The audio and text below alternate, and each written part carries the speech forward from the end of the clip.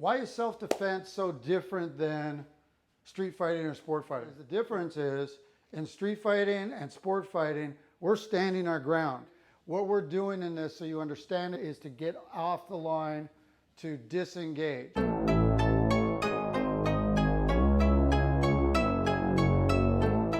Say I have somebody that is in my way or I'm walking towards somebody. The first thing I want to do is get outside of this railroad track. I want to get outside of their punching, their knees, all of those angles are there. What I'm doing the first one is I'm going to plant my ball of my foot and I'm going to pivot on this foot.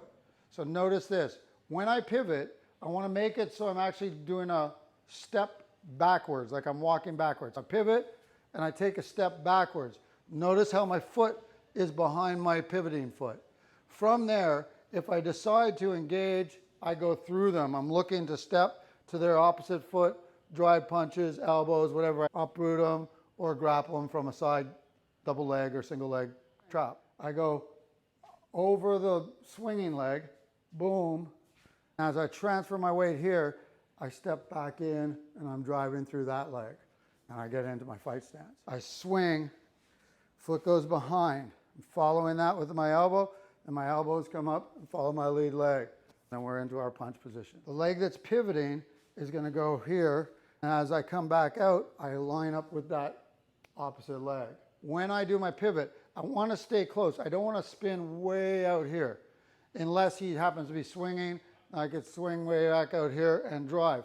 If I go less than stepping behind my foot, for instance right here, he can simply turn and go into a grappling position, drive strikes, or do whatever.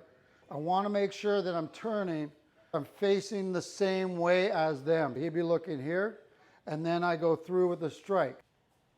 I'm pivoting here, opening up and cutting my 45, or same thing. You can see it the other side.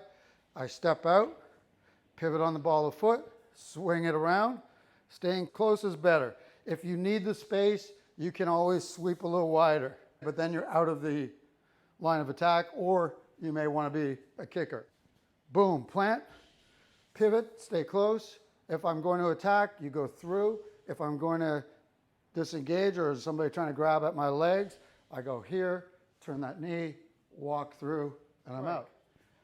If I want complete disengagement, I approach this person or they're approaching me, and I plant that ball of foot. When I swing, foot pivots, using the hips, turn. You should be having your shoulder close to this foot right here. And then from here, when I open up, I want to plie or sumo squat, whatever you want to call it. And then from here, I'm going to transfer my weight. This knee turns in, and I just walk it off. Notice I'm walking on a 45. I'm using my peripheral. So if he turns to come at me, I can then turn and re-engage. From the back side, I'm walking in. I step slightly out, ball of foot close to their foot, turn, step behind. If I'm going to escape, I go out here, turn the knee, walk out, watching peripheral. If he turns back at me, I get back into my stance, and then as they're coming, again, the swing step is still good. If they're coming at me, I swing and deliver the punch.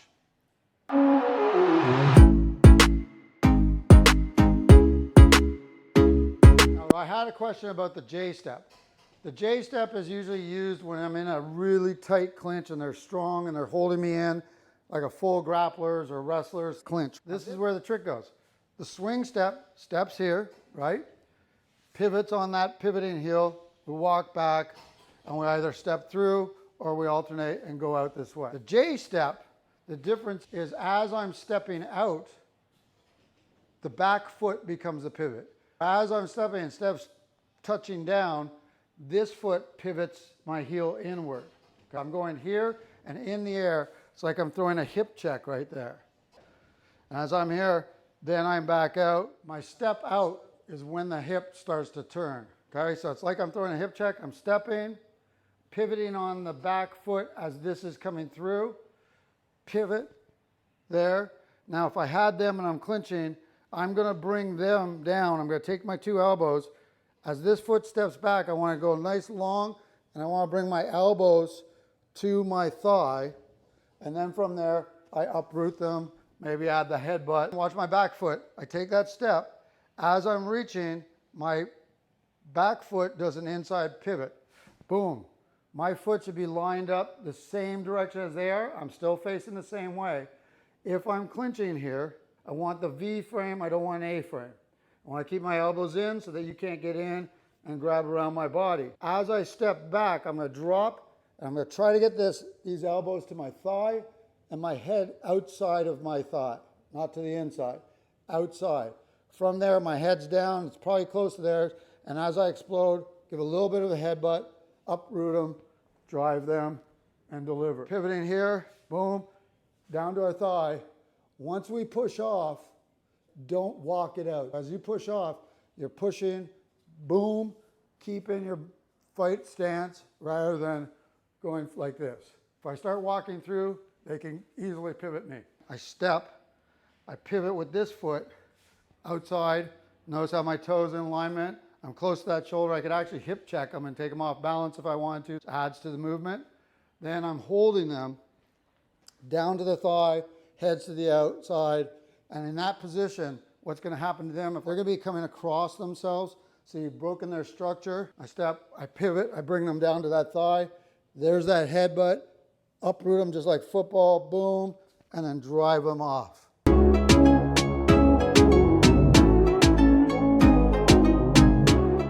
For those of you guys that are successful and maybe older and you're just traveling a lot and you don't want to engage in a third world country or second world country or wherever you happen to be, you may want to disengage as opposed to start something. You don't want to have to deal with foreign law. We don't ever want to be in this range inside unless we're sport fighting, maybe street fighting where you think you're tougher, but you're going to be engaged. If I'm going through, I'm still going to step out, but this one we're using the half moon shape. You know it as a bump in boxing. In this one, we're going here, and we usually, if you're doing this, you'll see me do a lot with the tonsao. As we're coming in, as I step out, I still want to turn my foot. I can get out here. I want to get close to their foot. I come in, and then as I'm coming through, I'm going to direct my energy through their shoulders. And this is what you're doing for the bump or the cross step, crossover. I step, boom, crossing over, bang. As I step, my rear hand goes with my stepping thigh. As I'm going here, you can see the alignment over this thigh right here. As I come and I do this half moon step, I realign my thigh and I'm driving through them. And again, in your fight stance. Good. Let's take a look at this again. Line the leg, boom, out. If I do it towards you, if I'm in here, I step out. Notice how I'm over the thigh. This comes in that half moon. Take the other thigh. I'm keeping that tray flat until I'm ready to go in and move into my bridging or my fighting. Thanks for everyone being so involved in watching these videos. I really appreciate it.